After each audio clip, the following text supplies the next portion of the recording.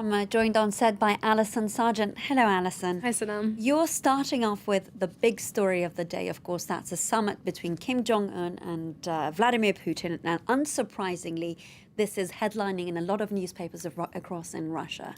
Of course it is, but surprisingly not on all the front pages today, but it is on a couple of them. We can start with Izvestia. In their headline, they note that Jong Un is following in his father's footsteps with this trip. Jong-il visited Russia back in 2011.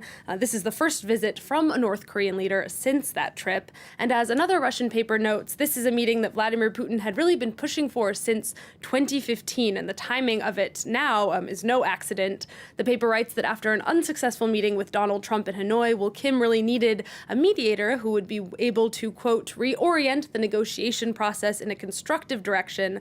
The paper is confident that Vladimir Putin is the man for that job. The cartoonist Hang, meanwhile, for the New York Times, gives us a visual depiction of Kim Jong-un's strategy with this visit. We see him there dancing with Vladimir Putin, joining together in a traditional Cossack dance, and they are kicking Donald Trump and his sanctions to the curb. Alison, let's move on to France, of course. The papers, we're all anticipating French President Emmanuel Macron's speech later this evening. He's set to announce various measures which are aimed at appeasing the yellow vest protesters. That's right, and we've actually been waiting for him to make this announcement for over a week now, because you might remember he was supposed to make that announcement on the night that the Notre Dame caught on fire. The speech had to be postponed. As some pointed out, actually, at the time, it seemed a little bit convenient for the president to get out of it, to have this distraction, but for L'Opinion, it actually really messed up the president's timing. The paper is asking on its front page today, how do you relight a wet firework? One of the complications is that the content of Macron's canceled speech was leaked to the media. That's why in L'Opinion's front page cartoon today, Macron is asking journalists, do you have any questions on what you already said I was going to say? And of course, there's a lot of anticipation. That's right. Le Parisien notes that how the president makes these and justifies these announcements is ultimately going to be as important as what he actually announces, because we're not expecting too many surprises. The paper calls it the great explanation on their front page. Explanation because he's not only going to be making these announcements, he's also going to face 2 hours of questioning from journalists afterwards. Inside the paper, Le Parisien details some of the anticipated measures he's expected to announce. One of them is possibly lowering income taxes. Another is getting rid of the ENA, France's National Administration School, a very elite institution where all high-level public servants are trained. Getting rid of it was one of the requests that came very directly out of this big nationwide debate that had been being held over the past few months.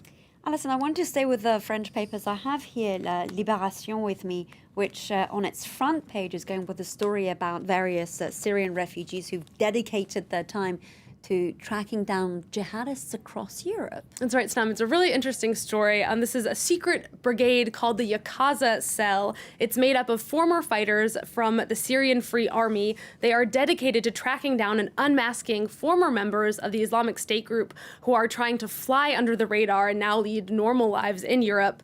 The paper details how their work recently led to the arrest of a former jihadist known as the Chemist. This man had gotten refugee status in Germany and was living under a new identity until he was unmasked by the group and arrested at the end of March. Libération writes in their editorial today that with so many Europeans worried that there are terrorists sort of hiding among refugees who come into Europe, well, they say the story of this brigade is a reminder that there are also refugees out there who are actually dedicating their lives to hunting down jihadists. Positive outlook there. Now, I want to move over to Japan, where the country is preparing for a new era. That's what it's being referred to as, of course, next week, when the emperor is abdicating his throne. That's right, Snam. An Imperial Fever is reportedly sweeping the nation ahead of Emperor Akihito's abdication coming up on Tuesday. The Daily Telegraph reports that a range of commemorative products have actually been popping up in Japan to help people mark the transition. You can see one of the weirdest ones here. It's cans of air from the current outgoing era. They're being sold for around 10 euros, so they are affordable, although they're not quite as affordable as just bottling the air yourself. And I want to point out that you do have until Tuesday to do that. It doesn't come in a special box like that. It doesn't come in a special, you'd have to make your own label. Now, finally from you, Alison, we want to end with a story on a group of Brazilian drug dealers who had a rather unusual police warning system, a parrot. That's right, a very well-trained parrot. Every time the police would approach their hideout, the parrot would shout, "Mom, the police." Now, it's kind of impressive, but it might have actually been smarter of them. Yeah, it's exactly. Not very subtle. Probably would have been smarter of them to use a code word because, of course, these drug dealers were busted by Brazilian authorities. They took the parrot into custody, and it seems that while in police custody, it actually has remained sort of loyal to its owners. Since it's been with the police, it hasn't made a sound. It has completely stopped talking, so perhaps it was trained in the law of omerta as well. Alison, thank you for that. Of course, if you want to look into Alison's stories, everything that she's mentioned with us, you can go on our website. That's www.france24.com.